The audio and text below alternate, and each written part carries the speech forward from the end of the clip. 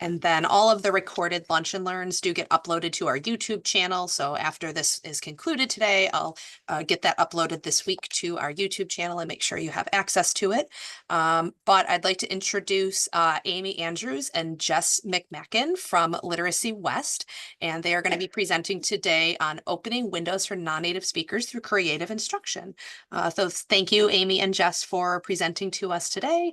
And if you need anything from me, feel free to just reach out, but I turn this all over to you.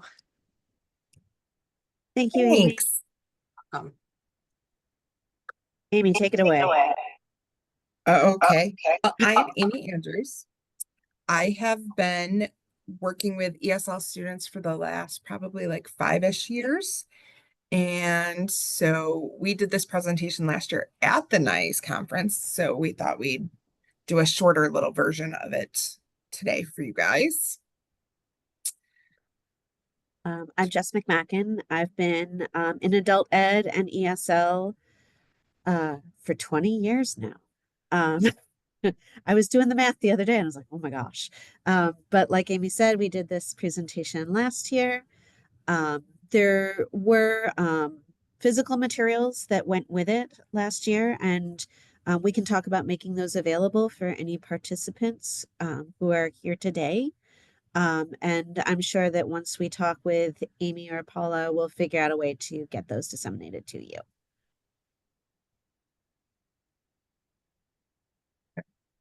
Is it going to move?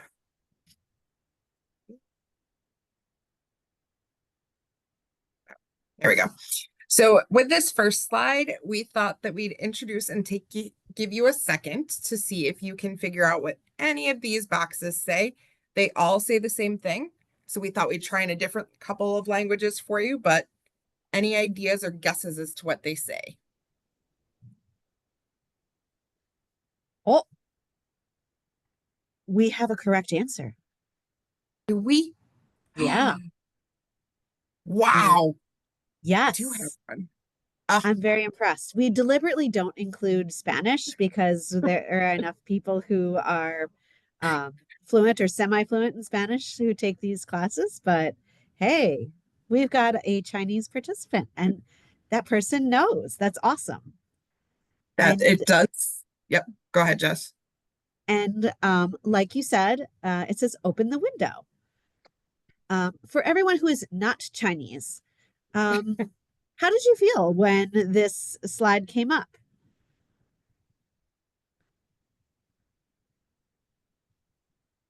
And you guys can feel free to unmute and talk. You don't have to put it all in chat too.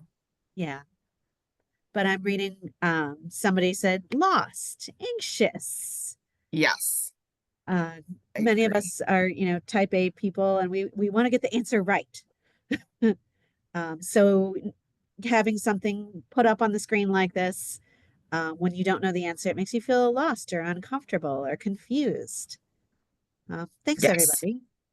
Thank you.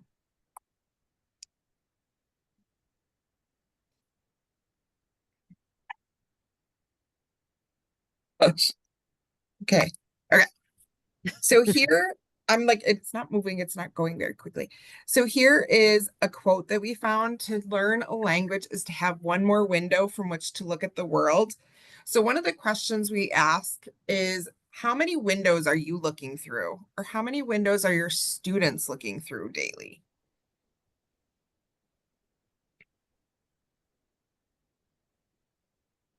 What are some thoughts? Me, one, them, two. Okay. Yep. Okay. Okay. Any bilingual or multilingual teachers in the group?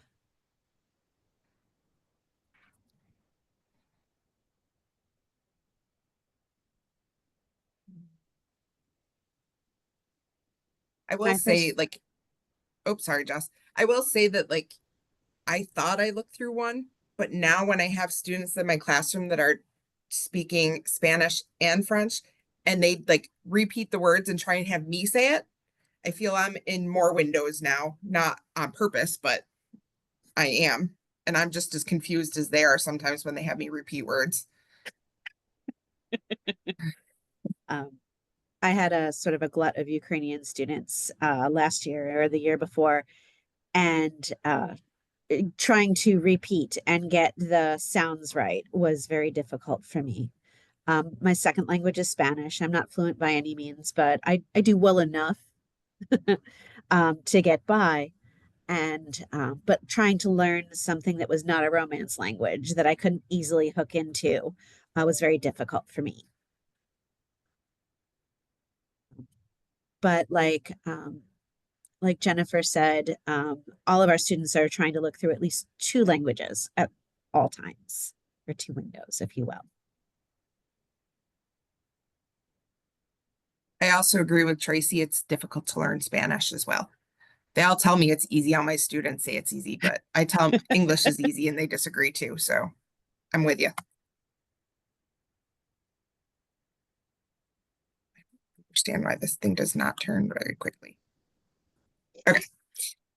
So on this page, we talk about some things that Jess and I felt that a fabulous ESL teacher would have, some characteristics. What are some that you guys think before we share what we came up with? What are some characteristics you think a fabulous SL teacher would need? Patience. Oh, I agree. That one comes up a lot. Great. And feel free, the next slide is a fabulous ESL teacher does. So you can say is, or yeah, sense of humor. Oh, they're coming in Adaptability. fast now. There, good Adaptability. demeanor. Yes.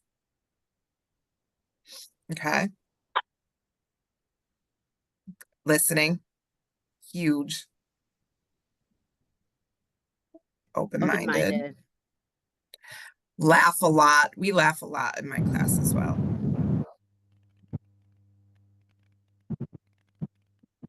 Okay. All right. So one of the things that we came up, let me see. So some of the things, one of the ones that we mentioned was dedicated, needing dedication, empathy, being flexible. Yeah. Culturally aware and sensitive.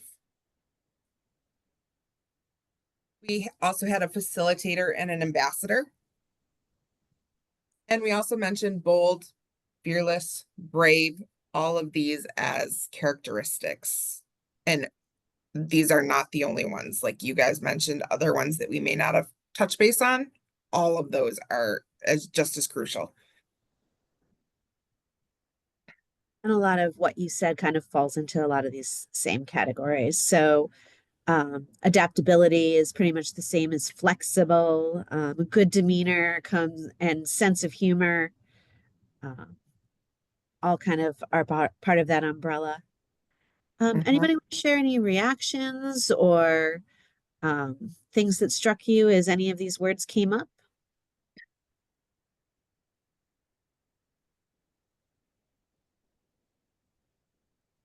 It's also okay if you're eating while you're doing this. You don't want to talk.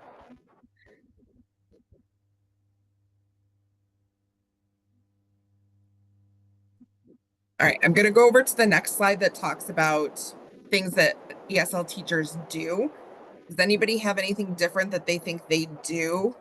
Culturally, awareness is really important. Somebody just commented, I agree.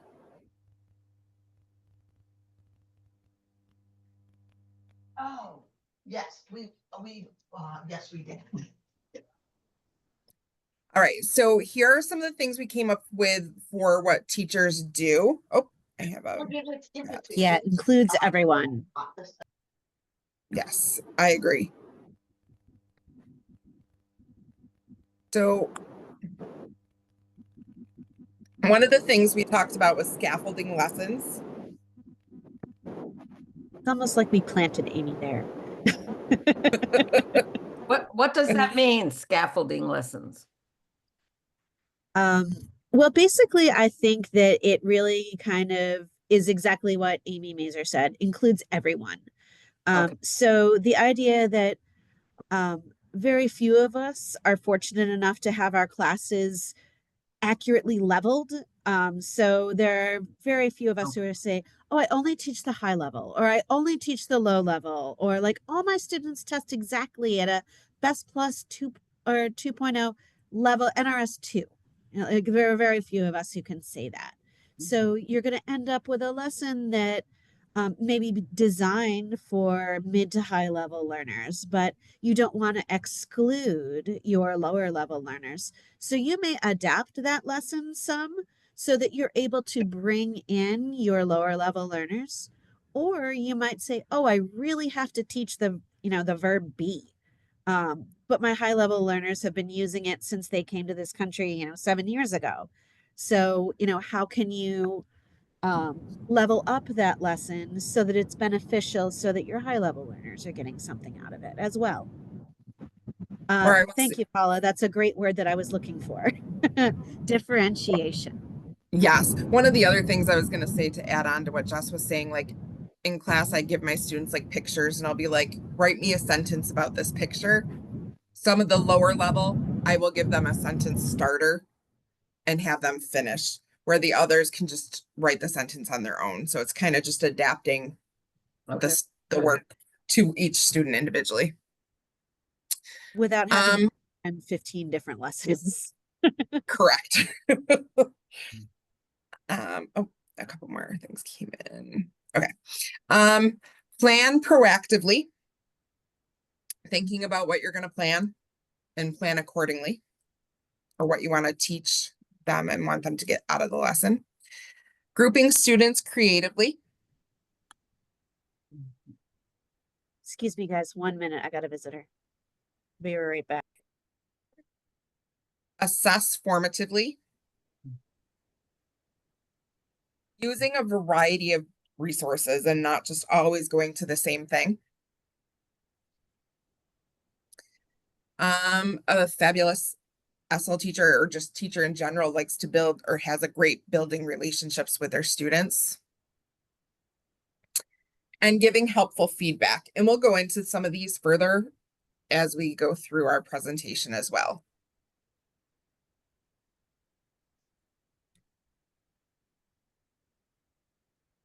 Oh, okay.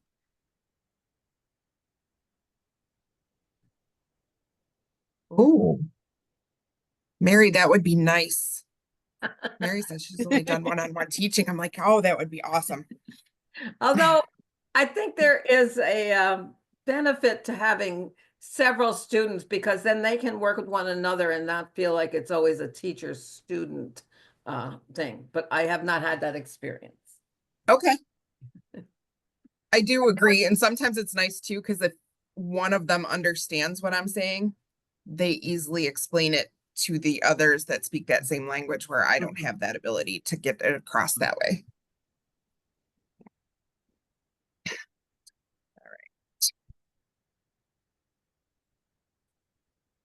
So, from hearing all of those things, what characteristics do you think are crucial in making a fabulous SL teacher? So if you had to choose, what do you think would be most critical? And also, what are some of your priorities when you plan a lesson with your students, or you plan a tutoring session? Like, what are your guiding principles? What do you think are most important? And what, we all play to our strengths. So, which of those characteristics do you think might be your strongest? You feel free to put them in the chat or talk them out.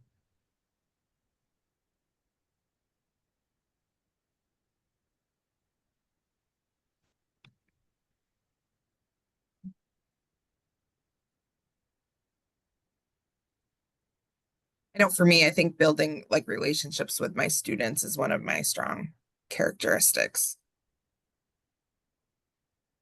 Having well-prepared lessons, Tracy is mentioning. Getting to know their experience and their backgrounds. Oh, patience.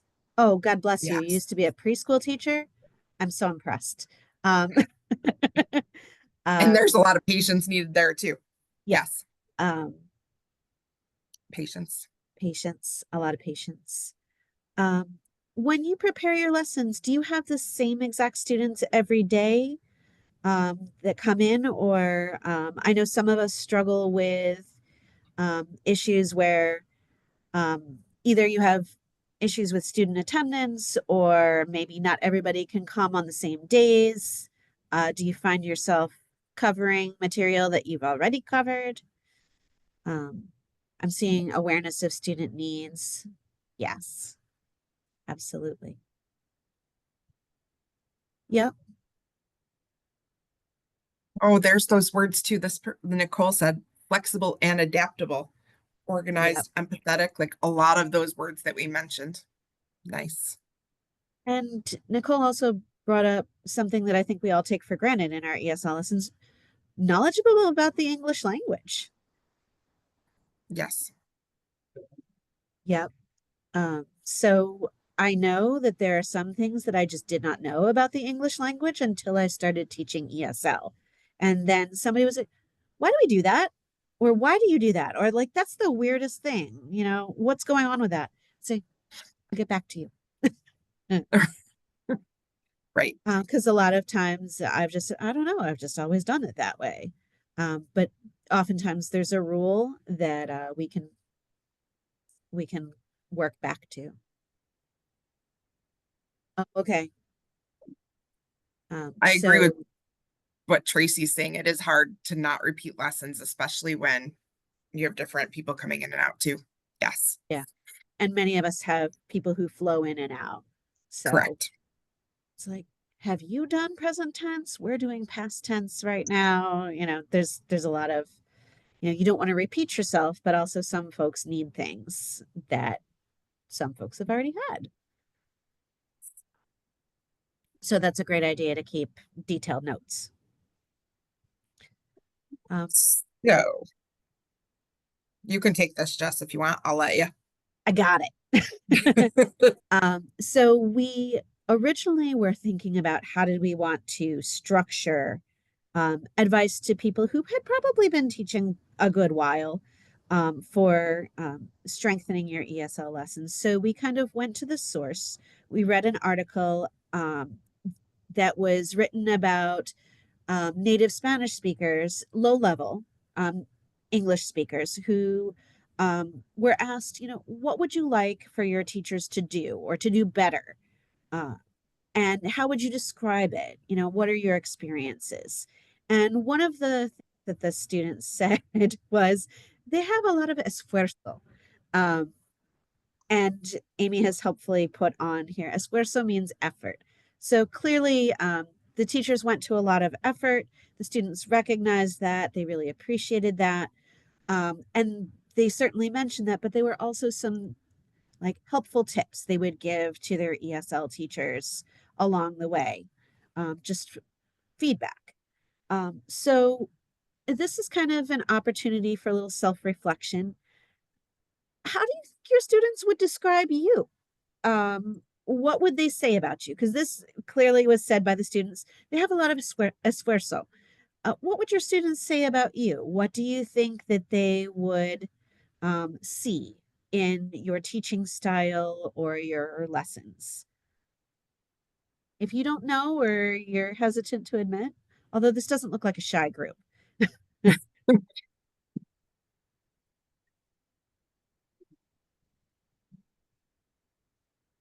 I always think my students would say that I'm a little bit nutty, like a little bit crazy.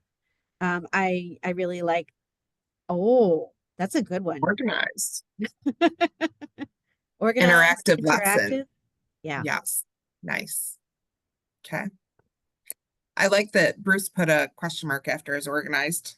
It's like I he's would hope hoping. they'd say that. Right. Nice. Awesome. I feel mine would say I was crazy too. So Yeah. Yeah. All right. So what we're going to, let me do this. What we're going to do is we're going to talk about some of the things that the students mentioned in this article that they wanted from their teachers teaching them English. Okay. So This was taken from a group of 28 native Spanish speaking adults, and they participated in 3 different focus groups. And this is what they got out of what they were talking about. Any ideas on what they think they said before we go into that? Any ideas what students want from their ESL teacher? Ooh, speak slowly enough. Grammar. Yeah, I've had some grammar junkies over the years. I was like, man, guys, all we do is grammar. Like, we're gonna have to cut this short. We got to throw some stuff in there. And I have some who love them and some who hate them. But every once in a while, you get a class full who are like, can we do more grammar, please? Oh yeah. Nicole, I love that. Pronounces my name correctly. I think getting someone's name right is really a show of respect. People really appreciate that. Yes. Practice conversation. Yep. Okay. Great. All right. Guys had some good ideas. So we're going to go into the first thing that they wanted. And they had mentioned somebody else mentioned one more. I'll read it before I give what this is. Useful vocabulary. They're touching base on a lot of these things. Okay. All right. The very first thing they mentioned was repeating things, but differently. What? So what does that mean? right. Hmm. So one of the things that was kind of touched on this article was not only like, did they want things repeated, but they want the material, repeat the material, but in different ways and different contexts. Oh, okay. So they said like a better balance for opportunities to speak, listen, read, and write. So they wanted different ways to incorporate everything they were learning and not just repeat after me and move on. They want to be able to do different things with what they're learning. They also mentioned like a variety of different structures. So maybe doing like pair work, working together, but individual work, some round robin stuff, like choral response, different ways of doing the same thing.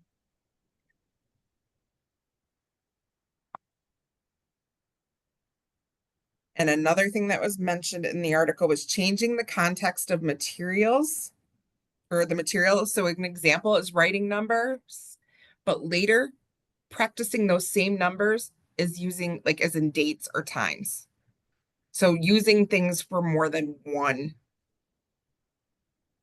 way, in more than one way. I think a lot of us really like to feel like, oh, I completed that unit. We learned food. We did all the food stuff and now we're done. But a lot of students really appreciate the opportunity to circle back and say, all right, well, I learned this, but now I want to go back and see how that might apply in other life situations. Like I said at the beginning, we had originally when we created this presentation, we had a booklet that we had put together with some resources for you folks. And one of the things that we have in our booklet was this sort of activity that Amy does with her students. We were talking about using the cardinal numbers, so the counting numbers. Everybody learns those first. And then how do you change that into, well, when do you use the ordinal numbers? So when does 1 change to first? When does 3 change to third? And so there was a quick exercise that she did, and she used the number cards, and then also on the back, or excuse me, on a different card that you could place the number card on top of, you had sort of the endings for your ordinal numbers, and then you could place 1 with st, so then you had first, or you could place 2 with und, so now you can come up with second. So even though you've learned those numbers, you may not be familiar with all the various contexts that you could use them in.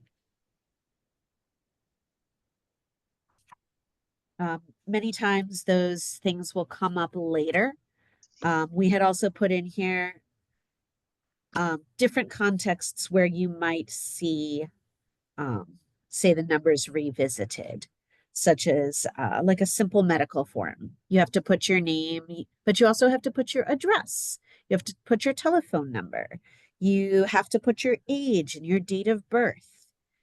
So where might you circle back and then use those numbers that you learned, but say now in a health context? Yes. Using that same stuff, but all in just different ways.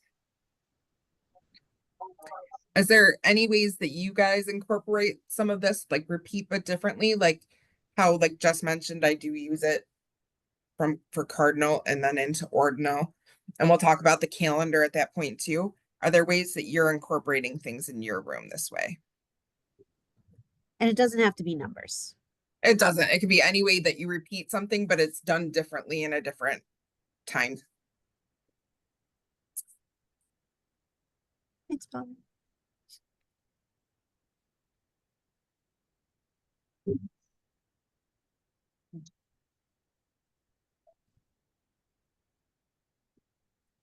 All right. Oh,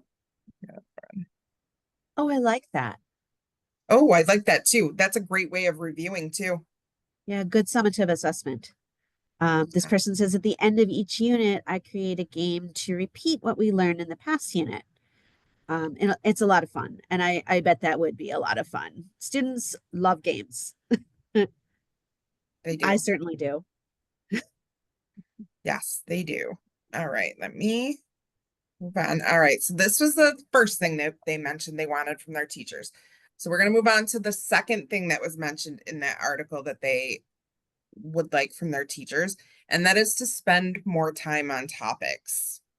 So some of the things mentioned were more ways to practice the material, including different ways to apply the material to the same topic. Another thing that was mentioned was they want the ability to explore issues and situations associated with each topic and be open to any issues and related topics brought up by students. So this makes me think, like, instead of just touching base on like going to the supermarket, they want a deeper dive. They don't want just that initial brush over the topic and move on. They want to really get into more of what we would talk about going to the supermarket and everything it entails. And occasionally you'll get a student question that sort of reveals a whole new topic for things that you could explore.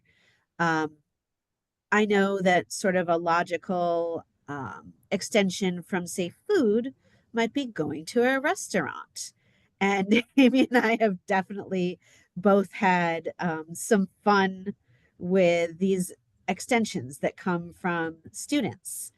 Like Paula is saying, contextualize the topics.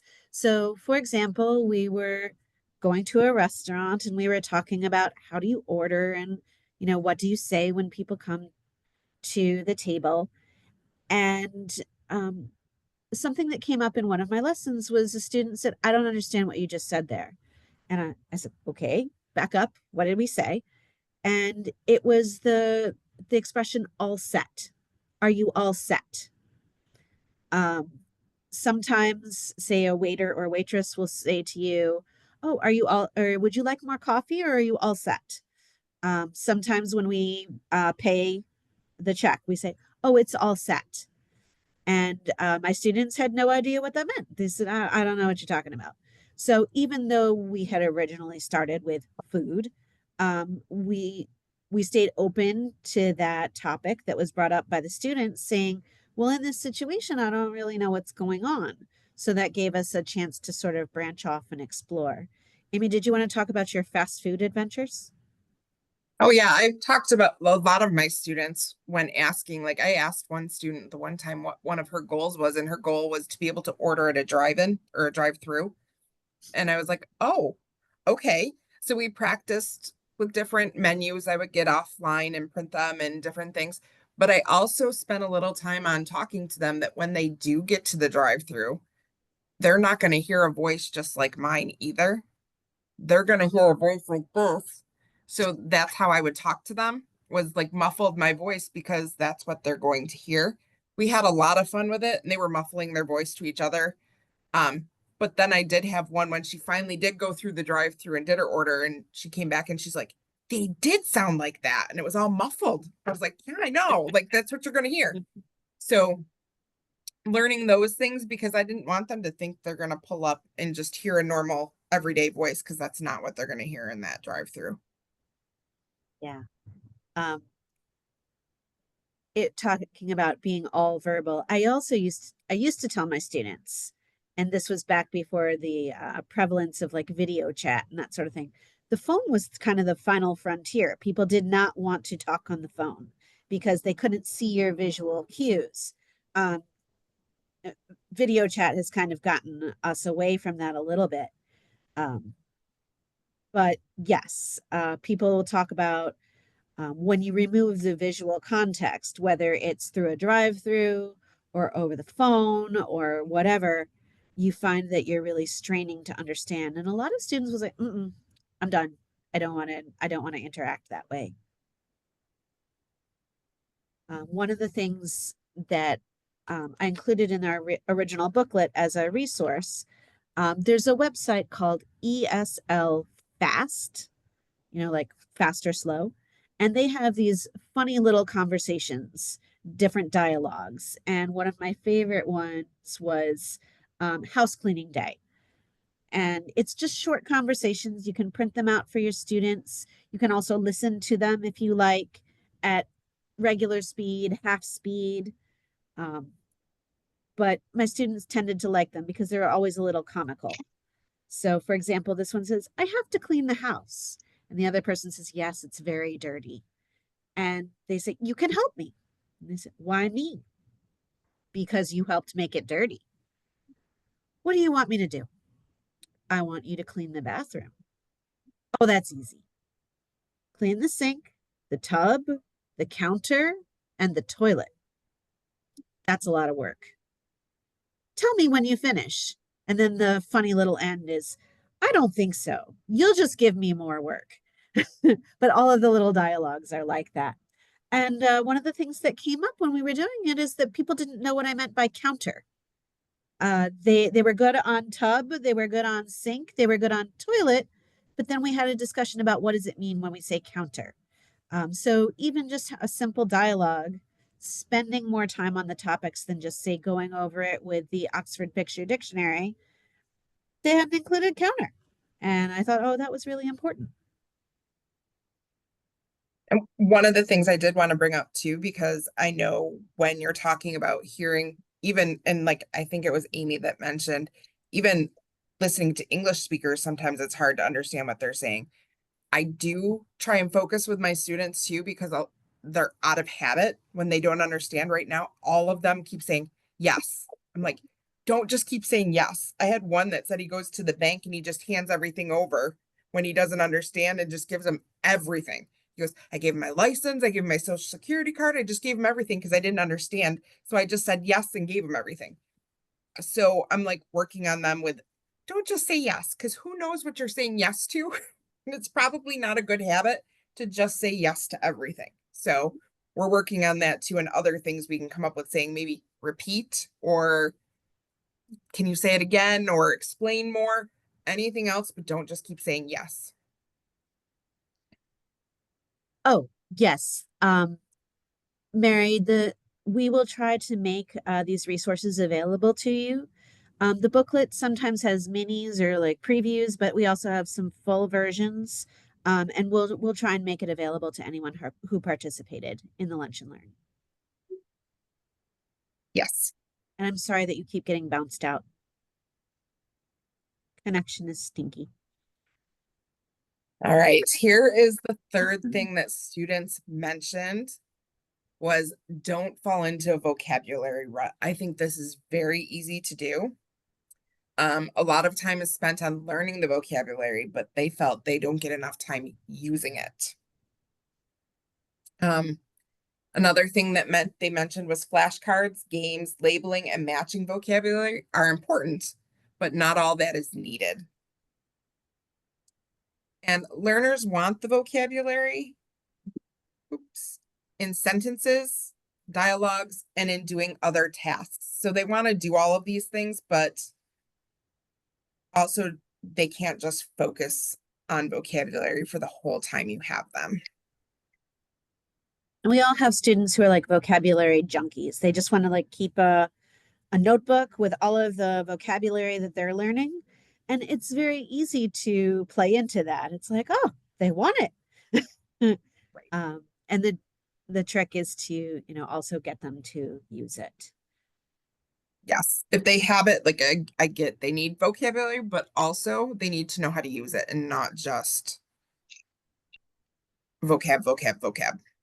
Yeah. I do a couple of different I do a couple of different games and stuff with vocabulary after we've used it, and it's even a great way to do it anytime is just review, and I might just pick certain words. So one of the things I do, and it's kind of a fun way to incorporate the vocabulary, is I will make some papers or flashcards that have the vocabulary word on it, and then others will have the definition or a sentence using the vocabulary or anything to kind of tie them together. And I will split them up and give cards out to all different people. They have to find their match so if somebody had the word grape and another person had a bunch that is sold in a supermarket that could be green or purple, however it's the definition is, they have to find each other. And once they find each other, they have to do paper, rock, scissors to see who gets to keep the cards. That adds so much fun because a lot of them are not familiar with that game and they have a lot of fun playing it and learning how to do it. But it's a way to incorporate some vocab in different ways. And you can do it either with vocab word and definition or sentences or however you would like. Nicole mentioned creating discussion questions using the vocabulary is fun. I know that there used to be just a huge wealth of conversation question lists. There was a site that was available online, and I think it's still there, but like you could say, oh, I'm doing a unit about health. And there were all kinds of different questions, conversation questions that you could use. You sort of had to pre-read them because some of them were created by, say, you know, college level students who were meeting in sort of a cafe sort of setting. So you might say, oh, that might be appropriate with friends, but it's not something I'm going to bring up in class. So you kind of had to read through them and even student made discussion questions. That's nice. Because then your students are also practicing the words in context. They're creating those questions. And with what Amy was saying, not only are you practicing your vocabulary, you also have to practice those small talk skills. Like I have, what do you have? The ESL Teacher's Book of Lists is a great resource, Amy says. Something that I developed with, it was housework and chores. It was a unit that I was doing. And the homework that I gave them was take a selfie. So most of our students have a smartphone, even if they don't have a computer, even if they don't have a lot of other technology, they have a smartphone. And it was something that they could share in class because you could bring your phone. And I said, do a chore that was on the list. So whether it was, you know, cook dinner or clean the toilet or take out the trash or wash the dishes. And I said, you know, either have someone in your family take a picture of you doing it, or you could take a selfie of you doing it. And then when we brought the pictures in, we wrote sentences about what that student was doing. So I wrote about it myself, but then I had to write about my classmates as well. So for example, Joe is doing the dishes. And we talked about how, like in photographs, we almost always use present progressive as a tense. I see Mary said you sometimes use Google to clarify or look up words or events or issues that come up and then discuss, good or bad. I would say anything that is helping you to make a connection with your students is fine. You know, when students become super dependent on Google Translate and they just want to hold their phone up to you and say, here, then we're kind of using it as a crutch. But absolutely, if you want to use it for translation, especially if you feel that the issue is really crucial, like I will still say, even to my highest level students, if the doctor's office wants to give you a translator, go for it. Even if you think you know more English than the translator does. You know, there's always good to have that extra support. You know, if you're signing something, absolutely get a translator. But then even if you just want to use it as a jumping off point, you know, let's talk about this. Sometimes things come up because the world is happening all the time. You know, it'll come up about something and then we'll look up on Google or event, or we're talking about gardening and we'll talk about a certain vegetable and what does that look like in China that looks like that, or and you know, the pictures that come up are helpful, but it can be a crutch. I think as long as you're interacting and you're having conversation about it, and say you and your student are like, I don't know what that herb is called in your language. You know, I think that that's absolutely a great resource. Okay. You know, back in the day, we used to say, you know, your parents would say, go look it up. And you're like, that's not going to happen. But now, you know, you have Google at your fingertips. Why not look it up? There are many times that I say my ESL students laugh at me, my ABE students laugh at me and say, I don't know, I'm going to ask my friend Google. And, you know, especially my ESL students have said, oh, ask your friend. Meaning definitely like, go Google that, because we just don't know. Well, and I know in class, even in my everyday ABE class, I have students, when I'll say something, they're looking it up on Google. Like just yesterday, we mentioned something and I was like, somebody else said something to somebody and they're like, put your phone away. I'm like, I think she's looking it up. And she was checking out. She's like, oh, I just needed to know what it looked like. So it's helpful at times. Yes. Yeah. Yeah. Okay. I'm sorry. I bounced out again. I'm going to try to stay on, but you're fine. Easy for you. Keeping the video off usually helps, Mary. So if you do that, it should be okay. Yeah. One of the other things they mentioned was they wanted to do more reading and writing. I know when I first started teaching ESL, which wasn't that long ago, it was only like 5-ish years ago, I did focus a lot on just speaking and I did not focus so much on the reading and writing part. And I'm glad I've incorporated it more in there. They feel that reading and writing is most often neglected, but it is a crucial part of learning the language. And I agree. And I incorporate, they're always writing. Even now I get more groans when I say that's what we're going to do, but they do it. And the students want reading and writing to have that same focus as talking in class. They know that they need to learn it just as much as they have to do the speaking. So they're asking for it. So it's important. One of the things that I want to bring up, because we get a lot of questions from people who teach very low level learners, and they're like, sometimes we spend a lot of time just on a few words. You know, how am I going to incorporate this into my classes? One important thing to remember is that readings do not have to be long to be effective. And, you know, you definitely have the opportunity to say, pair a picture and just a few words to be able to elicit some language from your students. A lot of people, us included, are worried about, you know, I don't want to insult my students. I don't want to give them baby stuff. Some of them will come right out and say, like, I'm at kindergarten level. I don't feel bad about that. Some people feel very self-conscious about it. Excuse me 1 second. I have somebody coming in. Amy, you can take. Um, so I know like one of the things that Jess has talked about and she included in that like booklet is to do dictation as well. So I do that a lot with my classes. A lot of the times I will give them a picture, I have them write a sentence, and then I usually dictate a sentence to them and they have to write down what I'm saying. So that way they're getting it all in. Just yes, dictation is very good. And that can be differentiated too. I do know Jess had an example in the booklet and she has like a poem that she did. And then she has a level, like a couple of different levels. So I don't want to like hold them up, but I know level 1 was very basic and only had like a couple things, words they had to fill in. But then she went to a level 2 where they had to fill in a little bit more. Level 3 was even more. Yes.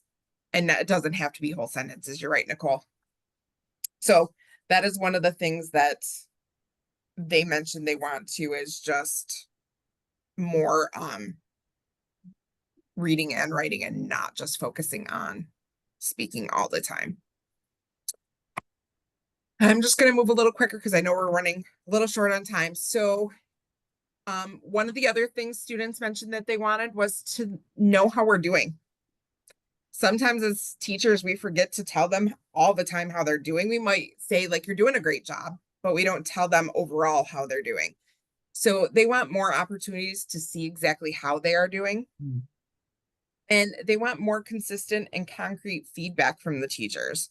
So I know like we do our tape testing, but for ESL, we do like our Best Plus or any of those things, and they get some feedback from that.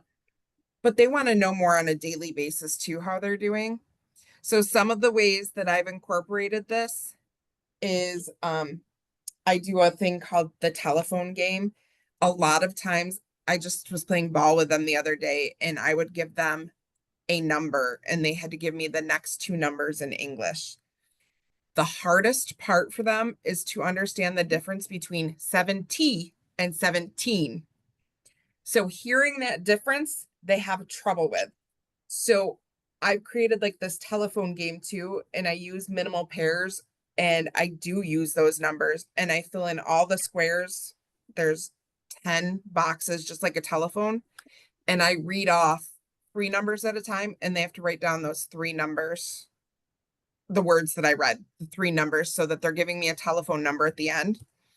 And I don't do it super slow because they have to hear, but they're getting that feedback immediately. And then they're like, ooh, I didn't do so good this time. Or they see the immediate results of how well they did. So it's a great way for them to see how they're doing. And they get that feedback immediately.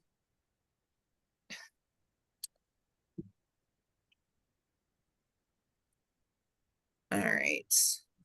Amy, I'm back, by the way. Sorry. I didn't mean to Hi. abandon you. That's Hi. okay. I was going a little bit quicker only because we only have like 10 minutes left. So I was kind of Right. going by. Do you have anything on this one that you wanted to share with them before I move to the next one? No, I was just going to say, sometimes we forget, especially because we get so tied to the Best Plus or that kind of assessment. Sometimes we forget we can make our own short assessments for students. I used to be a hard and fast believer, like, oh, I don't give tests. And then I had a whole bunch of students say, I really wish you'd give me a test.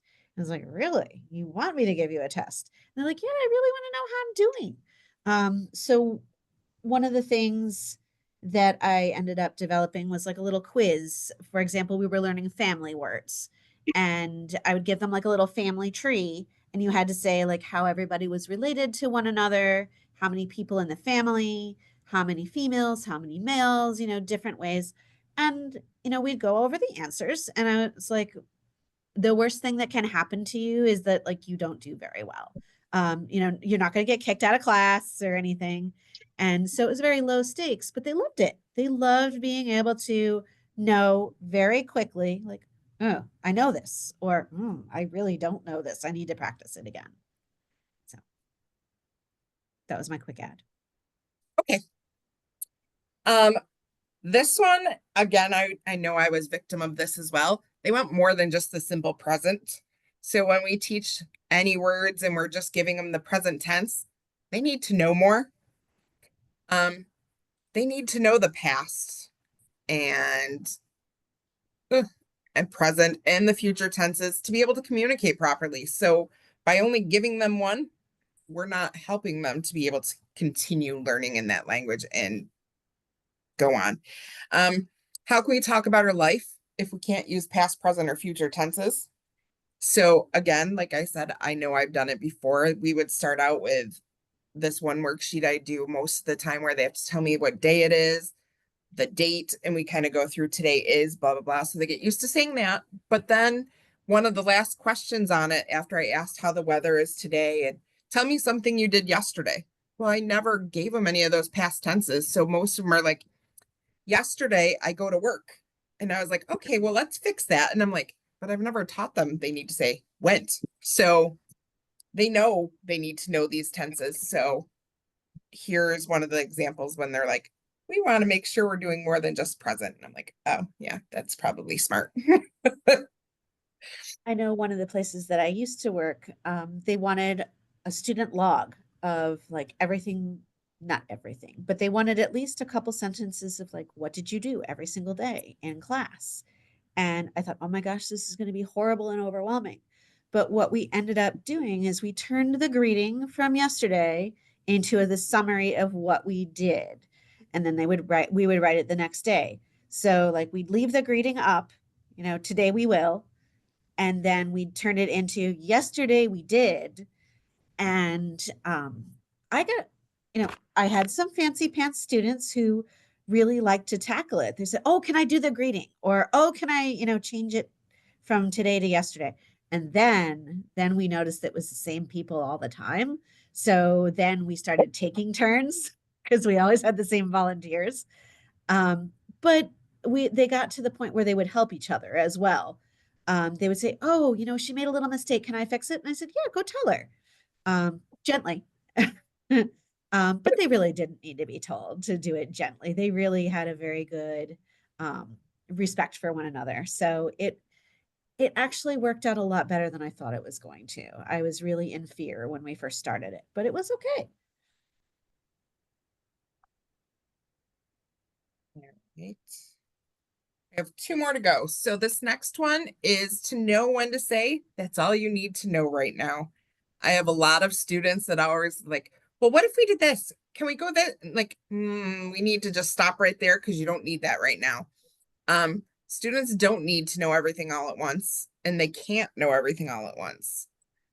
So teachers need to be clear on what exactly they want the students to get from their lessons and try not to stray too far away. If the subject goes differently, that's different, but not just give them everything all at once. Most of you have seen presentations where people say, I'm going to just put that in the parking lot. We'll get back to it if we can. And you may not have a parking lot with your ESL students, but we all know that oftentimes it's a higher level student, but not always.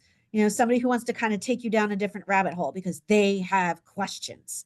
And you're like, okay, that's great. We'll get back to that. But we really need to focus on this lesson right now. I have had students who get very upset when they can't pronounce every single word in a reading. And I've had to say to them before, I was like, well, that's a word that you might see again one more time in your life. Like you probably don't need that word. So it's okay if you don't know how to pronounce it. Or I've had to say that's somebody's name. So it's okay if, that's not the English word you learned today. And that could be very reassuring. It's like, oh, phew, pressure's off. I don't need that one. Right.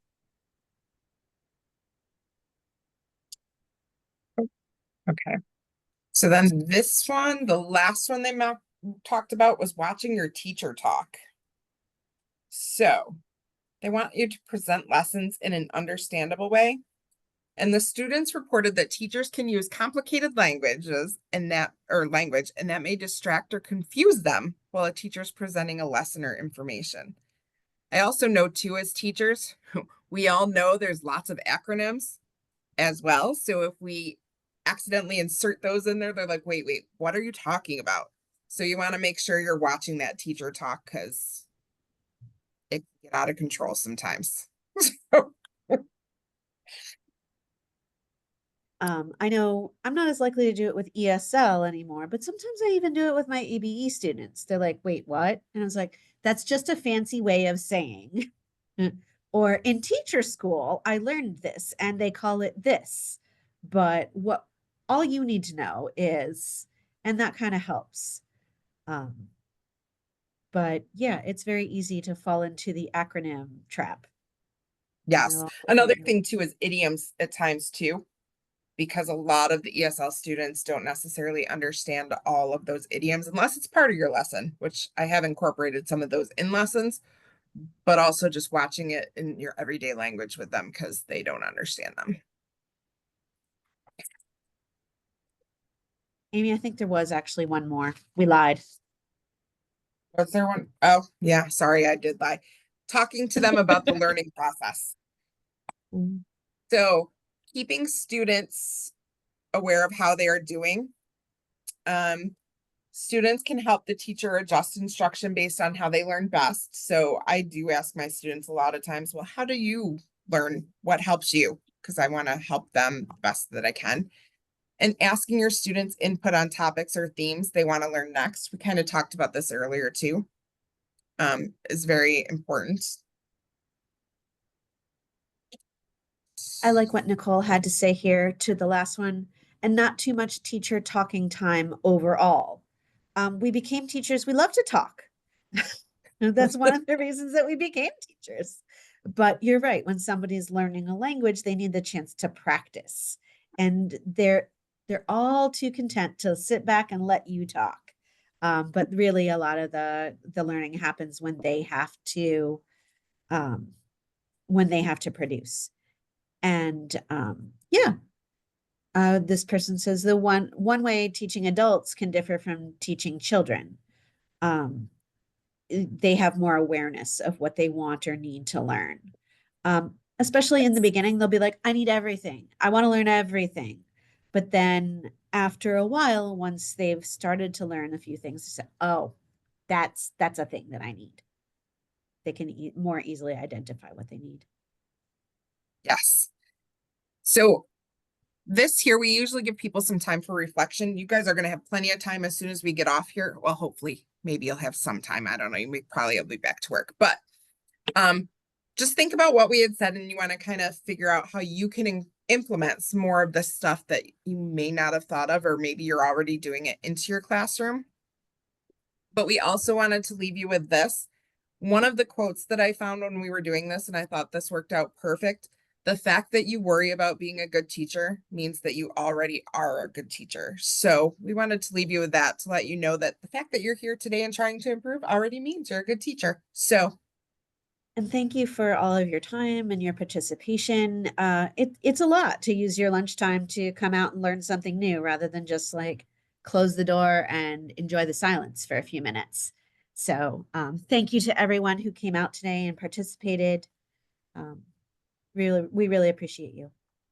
Yes, thank you, everybody. Yeah, Amy, thank you, Jess, thank you both. You did a wonderful job in this very important topic. So thank you again. We will be sharing this recording on our YouTube channel, so you can rewatch it at any time. And again, thank you, Jess and Amy. Really appreciate it on behalf of NYACCE. Thank you. No Yeah, problem. And much for we having will us. message you to see about Mhm. sending, like, maybe Yep. we can get out the PowerPoint and the material. So, Absolutely. That'd be great. all right. Thanks. Thanks, Thank guys. you. Thank It was you. very Thank you. interesting. Thank you. Enjoyed Thanks. it. You're Thank welcome. you. Thank you.